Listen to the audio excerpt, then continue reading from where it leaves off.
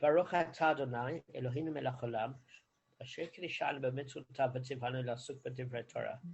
Baruch na Adonai Eloheinu, et divrei Toracha b'finu b'fiavcha beit Yisrael, v'niyeh anachnu b'tzeitzenu v'tzeitzemcha beit Yisrael, kulanu yodeh shemecha v'lomdeh Toratech lishma, Baruch atah Adonai l'mei Torah l'amo Yisrael. Amen.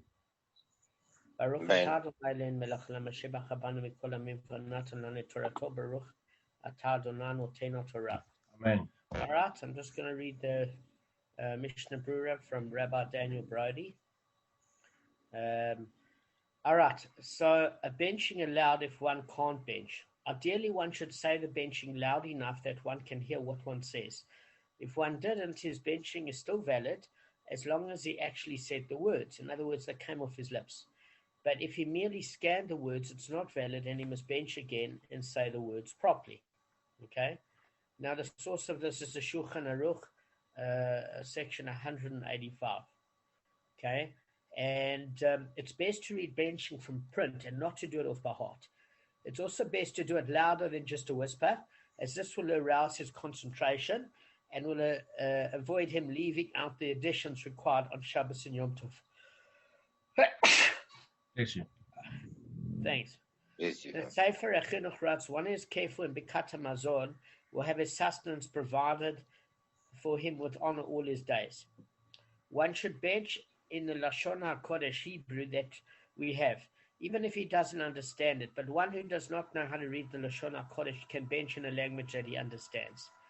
So this is quite interesting. We see from here that there's obviously deep power in davening within the words of Hebrew, specifically for benching. Shulchan Aruch, chapter 185. Just on that note that I wanted to share with you guys is that a lot of people turn around and say, well, if you don't understand the benching, there's kind of no point. So the thing of it is, if you're realistic with yourself, one would see that I sometimes am lazy. You go through benching quickly en route. You've got a general idea of what each paragraph means, especially if you're English speaking, and you do it quickly so you can get onto something else, and that's a terrible way to do it. So what I'm trying to do since Rosh Hashanah has been a bit more conscious, meaning is that it doesn't take that much longer to read it in English. So what you do is you don't read it in Hebrew and English. You read the paragraph in Hebrew, and then you read it in English, and you'd be surprised after a short period of time, you actually know what the words mean. It's really, really not that difficult. The truth of it is, I don't always enjoy the transliteration, the word-by-word vocabulary translation, because even though it might improve your language skills, we're generally in a hurry when we bench. And when we bench, you don't want to sit there learning Hebrew. Your object is to be appreciative of what Hashem has done for you. But if you quickly read the paragraph after it in English, you've got a very good cognizance of what each paragraph means, okay? You can't bench. If you can't bench, like you're too ill, you should think about the words of the benching in your heart. In other words, where you're cognizant of what Hashem has given you in terms of your meals, etc. If one is in a dirty place where there's excrement in the bathroom or where there's nakedness, he must not bench. There you can't even think of words of benching. Rather, you should be cognizant of the fact that you actually upset about that. You know, I mean, sometimes you feel bad about not feeling bad. All right, so we're going to begin. And I just wanted to tell you where we are. We're in Bava Kamma, Daf 20A3. All right. So basically, how we left, we're starting a slightly new section of the same argument, where we basically discussing the term, although one does not pay full damages for shame in the public domain, if she benefited from the food, then the animal that obviously had its next meal taken care of, the owner pays for what she has benefited. So I just want to introduce the subject to you and see if you guys understand. Now, Kevin's disappeared for a second. Okay. All right. So Kevin's coming back now. Just give me 1 second, guys. All right. Kevin's back. All right. So this is where we are. We learned something very interesting about Shane. Shane is exempt in the public domain. That's a given. Arthur, Okay. you're recording this year. Yeah, Thanks, man. I should be. Okay. Yeah, it's recording. Okay. So Shane is exempt in the public domain, which means you don't pay for those damages to the owner. But what you do have to pay for is something different. You have to pay for benefit. So let me just explain to you what this benefit is. This benefit is if you were going to feed your animal and your animal managed to have a full lunch, but your animal happened to consume, you walking past, you walking past a restaurant, Yeah. and she ate enough. She ate enough. If it was a dog that you had on the side of you, she ate enough steak to fill a family of 6. Now that steak might be worth about. I'm not going to tell you the prices of some of these restaurants in Joburg. I'm sure Israel's more hectic, but she ate about 1,500 rands worth of steak. Now the thing of it is, what you'd usually give the dog on that meal is dog food, right? So what you have to do is compensate the owner the equivalent of the dog's next meal. I would give that owner the equivalent of the dog food very quickly and get out of there before the owner reacts, just as a matter of interest. Especially the generic tins that you can buy for the dogs. Yeah. So Like the Pick and Pay brand. It's 5 shekels. Never regret that. So here's the Husky brand, and have a good day. You'll be back tomorrow. Like 1,500 rands worth of steaks from Moshe. My dog is so appreciative, and I'm leaving now. So on a serious note, you have to pay back what the equivalent of the animal's next meal is. Okay. So the Gemara inquires, and how much is what she has benefited? How do you do the calculation? Rabbah, which is the teacher of Rava, said the value of straw. So what does it mean, the value of straw? Is that if the animal ate a fill of barley, which is a relatively expensive feed, it only pays only what it would have cost her for straw or hay, which is relatively inexpensive. Okay. So because he can claim that although he had to feed his animal, he didn't wish to feed her barley, but he feeds her regular fare of straw or hay. That's according to Rashi.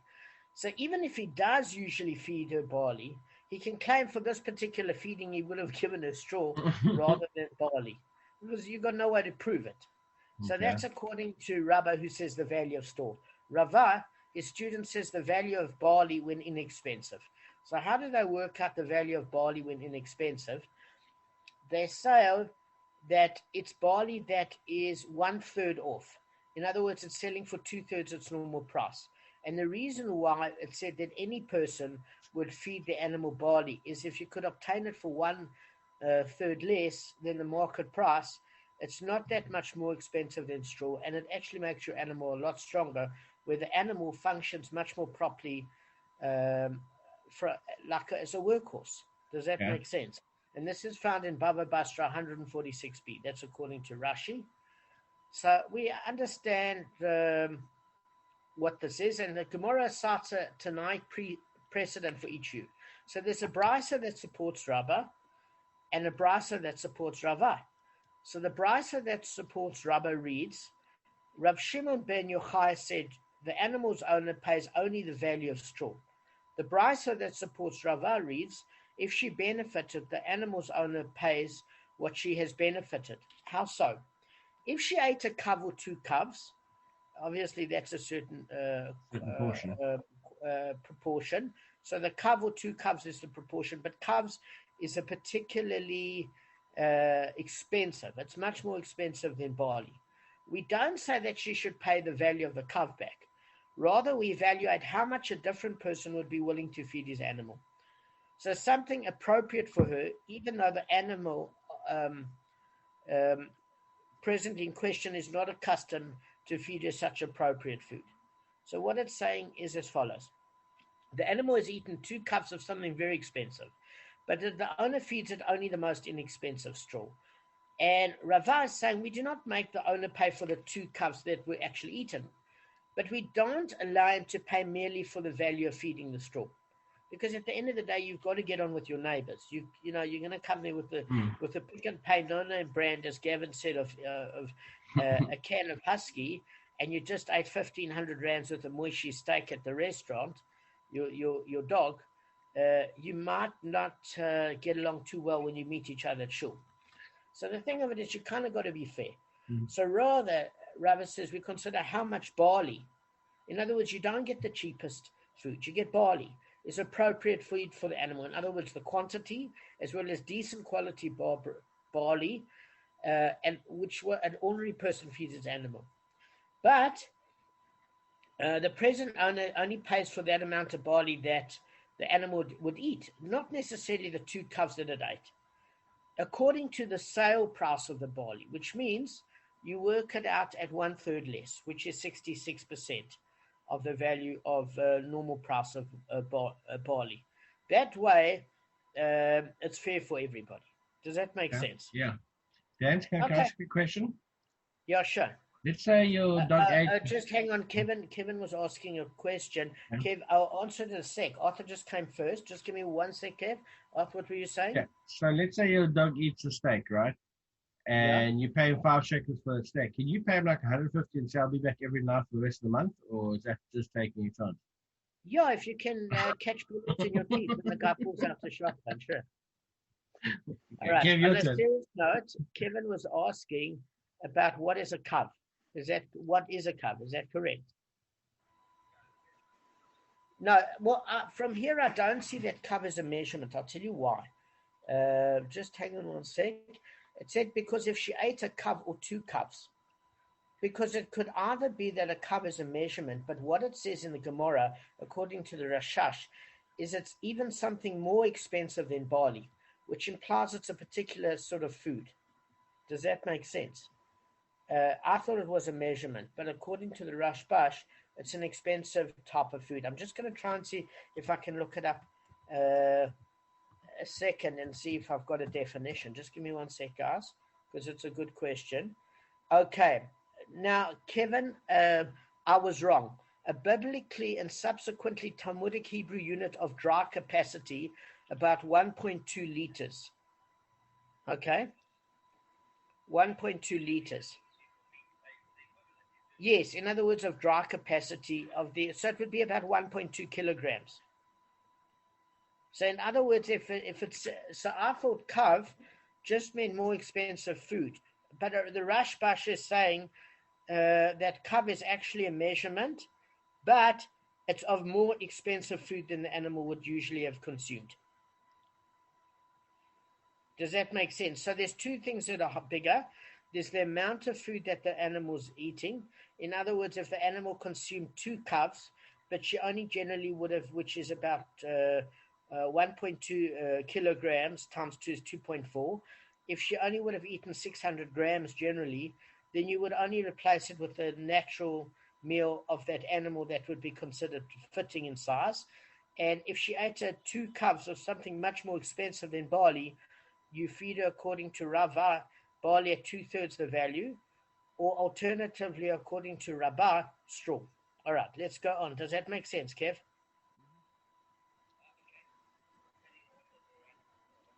Yeah, but it is a measurement. It's a good question. Very good question. So, just one thing that you've got to bear in mind. Accordingly, if the animal ate in the public domain wheat or something else that is bad for her, the owner is not liable. Meaning the only reason that the owner pays the equivalent of the next meal is if that next meal is physiologically beneficial to the animal. If the animal ate a lot of chocolate, it's no good. You don't even pay it back because it's not going to satisfy its next meal. So it has to be where it ate something that was nutritionally appropriate for it. If it's something that was not good for the animal, you don't even have to pay back the benefit she received because she received no benefit. All right, let's go into the next part. We've got quite a bit to do. Okay, the Gemara presents a new inquiry which it will seek to resolve on the basis of the Mishnah. Rav Chisda said to Rami Bava Kamma, what a pity that you were not with us last evening within the techum, when we inquired about some excellent things. Now, let me just ask you guys, you know what the techum is? No. No. Yes, Kevin got the answer right. I know, guys, you can't hear him completely, but the techum is a legal boundary extending 2,000 amos beyond the edge of a town or encampment. So on Shabbos, you may not travel beyond the techum in the place which was set at the onset of Shabbos. Does that make sense? Why? Because we don't want anybody to transgress the Shabbos. So what you do is, often there was the study hall. There was a Beit Midrash. In Talmudic times, it was located in the study hall. It wasn't actually located in the town. Why? Because people from different little towns would go to the central meeting point. So they wouldn't exceed the 2,000 amos beyond the edge of their town or encampment. So that there would be like one base midrash where there'd be a lot of activity and learning, but that would be maybe if you had a few towns where they would overlap, the boundaries would overlap. So it would be in that central place, like a common study hall. Does that make sense, guys? So that's in Bava Basra 51a. It's just a side note. All right, guys, are you all following? Yeah. No, I'm following. Yeah, I want to ask you a question. Is the Beit Midrash and the study hall exactly the same place? Base Midrash is the house of study, yeah, because we learn Midrash in there. Yeah, So it's the same house place, of study. yeah, okay. Yeah, all right. And another thing, Damon, that 2,000 amos, is that basically the Arab, right? You can't go outside the Arab, or not? An Arab is a separate issue. Okay. No, an Arab is a separate issue because within the 2,000 boundaries, that's public domain and private. The minute you step out your house, that's public domain. You can't carry from public to private or private to public. Okay. So that's not within the Arab, but you are right that an Arab would have to be built in order that you could carry in the public domain. Okay. Good. All right. So let's. So what is that 2,000? Just what does that 2,000 amos do for you then if it's not an Arab? Well, what it does for you is you're not allowed to travel hectically on Shabbos. So you have to stay within your region, within your town. It's like when you go for a walk. You're limited to walk a certain amount of distance on Shabbos. You can't go excessively. Yeah. You can't go past a certain. You can't go out of town in the boundary. You can't do traveling on Shabbos. What happens if you get stuck without resources? But that doesn't apply today anymore, though. I think it does because you've got Erev Tashilin. Anyway, let's get back on the topic of Bava Kamma. It was a side note. As far as I know, Gavin, it does apply today. All right.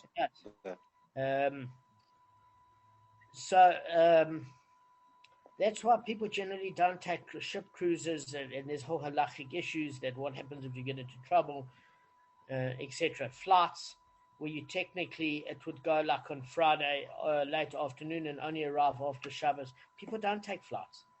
That's the exact reason. You can't be out of your tachum. It's dangerous. All right. So the bottom line is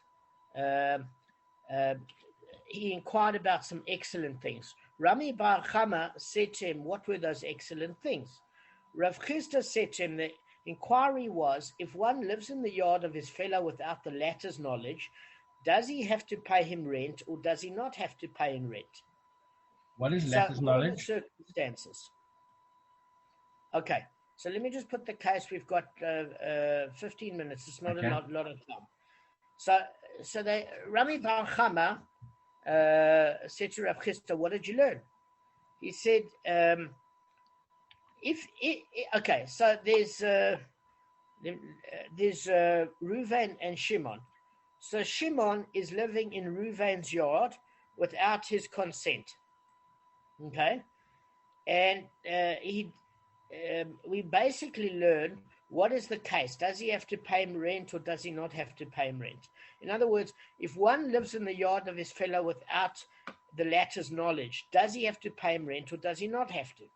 So the Gemara says, hang on a second, let's just discuss the circumstances. Firstly, when it uses the term without the fellow's latter knowledge, it's saying that either the guy never knew, the guy that had the property, or the guy knew but he never said anything, which means you can't say after the fact that you had a problem with it. You either have to bring up beforehand that you've got a problem with it, because if somebody's staying on your property against your will, you can turn around and say, you need to get off my property. You're entitled to do that. But you can't afterwards talk about a case whether or not you didn't know or whether or not you didn't acknowledge it. Those are the same things. That's one thing to bear in mind. So let's just discuss the case. If you say that the inquiry is made in regard to a yard that is not for rent and a person who does not usually rent, then this one does not benefit and that one doesn't lose anything. So we're saying here, all right, I've got a farm, and then what happens is I found after a few weeks, one of the Jews is, this is talk about Jewish people, is crashing in the barn. Now, I never was going to rent out the barn. I wasn't going to have a tenant in the barn. It's for horses and mules and chickens. So it never cost me anything. That's number one. Where did Gavin go? Okay, number two. The person that was there, it never cost him anything. Why? Because that sort of person wouldn't have had the money to have rented anywhere. So therefore, he wasn't saving money by crashing at your place. He is a vagrant. He's a vagabond. He's a hobo is not the right word. He's homeless. So therefore, he hasn't gained anything in the sense that he's saved money, because he wouldn't have paid elsewhere. So we're saying in that particular case, what is the story? Okay, so in that case, it's very clear that what? What do you think the case is there? Gavin? Sorry, I didn't hear the last two lines. What did you say there? Before, then I'll give you an answer. All right, so let's. All right, guys. I'm saying there are only three possibilities. Sorry, it's by mistake. No problem. There's three possibilities here, guys. Here are the circumstances. Circumstance number one. Okay, I've got somebody in my barn. I wasn't going to rent out that barn. It never cost me anything because I wasn't looking to intend to rent it, and therefore didn't got revenue out of it. Okay, I had no intention of renting it. And the person that crashed in the barn was a vagrant. It's a guy that usually sleeps, and he goes and finds empty places at night where he goes to sleep at different people's barns or under a bridge, etc. He might have benefited from accommodation, but he never benefited in the sense that he saved on rent money. So it never cost me anything, and he never benefited. That's case number one. We're going to go to case 2 and 3 now. Do you think he's obligated to pay or not? On case 1, I would say not. Why? Firstly, he can't afford it, number one. He's a vagrant. He doesn't have the money, number one. And he does this continuously. He does this, he always does this. I understand the other side as well, that this guy had no intention of renting out the barn either. So he had no intention of taking money. So I think the best would be he either keeps him or he kicks him out. All right. So the reality is, okay, at a certain point where the guy confronts him. So basically the Gemara says the significance of without his knowledge is not so much the owner's lack of awareness, but rather the fact that he has not said anything to the squatter. So the same inquiry would apply in a case where the owner is aware but says nothing. That's according to Tosfot. If, however, the owner orders a squatter to leave and he does not, he certainly must pay the owner all subsequent rent. So the first premise of this case is as follows, Kevin, is that either he knows the guy's there and he said nothing, or he's not aware that the guy's there. Now, if he said nothing, it's very difficult for him after a month to say, you owe me rent. Because firstly, that barn is not for rent. It's not like he's losing out on other revenue. And B, that the guy wouldn't have paid for premises anyway because he's a squatter, he's a vagrant. So in that particular case, Gavin holds exactly like Rashi, that you don't pay. Why? The person didn't lose because he wasn't going to rent out his place, and the other one didn't benefit. Why? He didn't benefit monetarily from the owner's premises because he wouldn't have paid rent elsewhere. And the owner hasn't lost anything by the squatter being there. In such a case, it's obvious that the squatter need not pay anything. Okay, fine. Let's deal with the next case. So the next case is it says this one benefits and this one loses. Meaning, basically, the squatter benefits because it would have cost him to rent other quarters. Now we're talking about a better quality of squatter. Meaning, if a guy sneaks into the Four Seasons Hotel through a window and he's sitting there at the what do you call it? In the lap of luxury, and that place usually rents out that accommodation, he has to pay. He has to pay for the money. Does that make sense? Because that is for sure a case where the person wants to rent. So that's the one factor. The second factor is, even if we take a case where he's not breaking into the Four Seasons Hotel, but for example, if he never crashed at your place without your permission, he would have had to have rented at Hazelwood or somewhere where he wouldn't have been a vagrant. Does that make sense? He's a guy that goes to shul. He's got a car. He's relatively stable. He's not a guy sleeping under a bridge. So in that case, do you think you'd have to pay or not? Yeah, you'd have to pay. Why? What are the two reasons you'd have to pay? Okay, off the top of my head, the one is definitely the fact that he would have paid. He's been paying all along anyway, so he's trying to get away from paying by sneaking in. So he's definitely culpable for payment. That's the one. The second one is the Four Seasons or whatever expects payment. It's not that they rent a place. He knew that, so he's obligated to pay because it's not a free for all. Excellent. So Gavin cited the two reasons.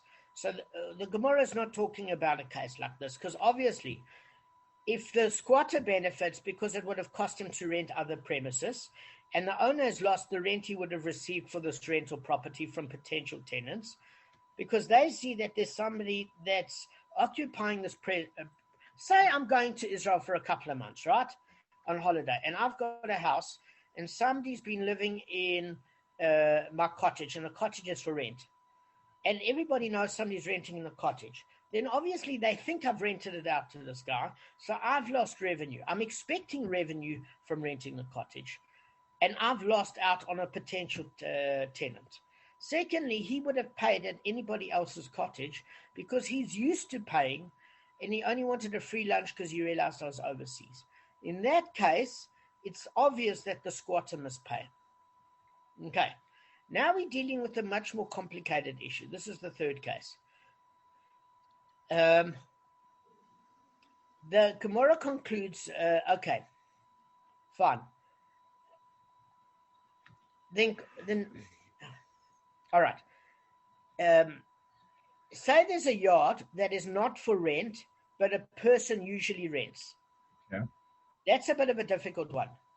Okay. Why is it difficult? I wouldn't have rented it. I'm not expecting anybody to sleep in the barn with the horses and the mule and the dung and the straw. I'm not expecting anybody there. I'm not losing revenue.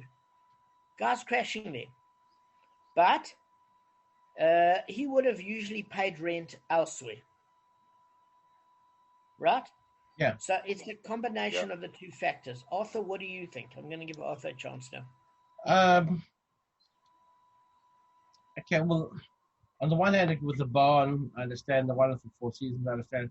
In the no, in this case. Yeah, I know. I'm just trying to build this together because now this is like a lawn. Yes. Talking about, okay. I would say no, you wouldn't pay But Okay, what is it? because there's no covering there normally in lawn, you'll be in open air. That's one reason I think of. Secondly, nobody rents a lawn. I've never heard of someone unless you go to a campsite. That's different. This is an actual lawn. It wouldn't A make. barn.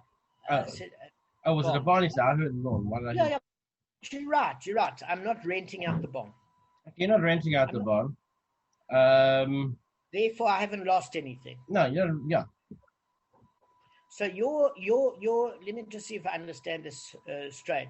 You would say let it go because it's not like I've lost out in revenue. It's a barn. Yeah, unless you're damaging the animals or things like that. That's different. No. You pay for damage. That's that is absolutely clear. Rabbi Khan actually mentioned it in his share. If we talk about a person that is like Batman, he's there and he's out. He hasn't even bent the straw. Like the vampire. You know what I mean? He hasn't it. So that's fine. Kevin, what do you think?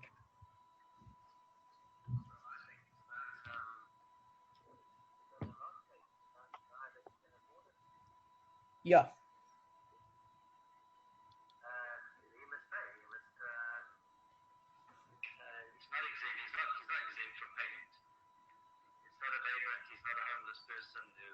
Excellent. Who was looking for somewhere to live. The case of a hotel, you pay at a hotel, you don't sponsor at a hotel for free. No. This is different to a hotel in one regard. So the one regard is that I'm not renting out my barn. I'm not losing out on revenue, but you're right in the fact that the guy would usually pay. So Kevin. Okay, but it's saying here that the person had no intention. So exactly like if we take Kevin's got a point and Arthur's got a point. So this is how the Gemara comes out, right? Okay. So this is a bit of a tricky one. It says, so what's the law? Can the squatter say to the owner, what loss have I caused you? Since you wouldn't have rented out the premises anyway. The barn wasn't for rent anyway. What loss have I caused you? Or perhaps the owner can say to him, like Kevin wanted to say, why? You have benefited. You would have had to have paid rent elsewhere. So why should you get a free lunch here? That's not fair. Do you see the two sides of the argument? Absolutely. There could be a third side, Damon, as well. Okay, listen, that to be a nice guy is your prerogative, but we understand there's a difference between what's the law and what's going beyond the law. Okay. So let me just. How about this quickly? The third side is I was in the barn, I was a squatter in your barn, and I was actually there. If anything happened to animals, I would have been known immediately and be able to do something. So I was actually a benefit to you. Things catch fire and all that stuff. So if something happened, I would have been there to save your barn. Funny enough, there's a case that's going to be discussed at a later stage, a little similar to that, but not now. So it's not a bad idea. All right, so let's just go through quickly. Damon, just hold on. I just want to add something. Yeah. I would split the payment. Okay, that's an interesting. I don't know if that's an option there. That's an interesting point that I hadn't even thought of. Is that maybe we make a concession. That a barn wasn't for rent, but he would have paid elsewhere. Maybe he should pay half the amount. Okay, so it's something. Yeah, it's something that I need to discuss with Rabbi Khan. It's not something we learn in this Gemara, but it's an interesting point. All right, guys, we've got 3 minutes left. I just want to go through it quickly. So the fact that one benefits monetarily from his fellow's property is certainly sufficient basis to obligate the one who benefits to pay. Why? Because he would have had to pay elsewhere. However, that balance for obligation might be counterbalanced by the principle we coerce concerning the traits of Sodom. What does that mean? Is that we do not allow people to act in a manner of the Sodomites who were so morally debased that they didn't want anybody to derive benefit from them, even when it cost them nothing. Accordingly, we would not allow the one who loses nothing to demand payment from one who has benefited. Okay. Yeah. So that's interesting. So like as Arthur said, I mean, Kevin, you are right. By law, you are right. But what Arthur was saying is sometimes you have to go beyond the law and say, listen, it really didn't cost me anything. What you could probably... Yeah, and you know what, Kevin, I know you're extremely kind, and you're an empathetic person. You would probably say, all right, listen, I don't want anything from you, but like, listen, you've got a week to find a place, then you need to go. So most reasonable Jews would do that. So this is not the trait of the Sodomites. So it says in... Pardon? Yeah. It's in Lech Lecha, exactly. So it says, if you look at Pikei Avot, and we're going to end off on this note, is it says, the standard default position in the Western world is as follows. It says, what's mine is mine and what's yours is yours. That's considered the normal default position in the Western world. But they say it's a trait of Sodom.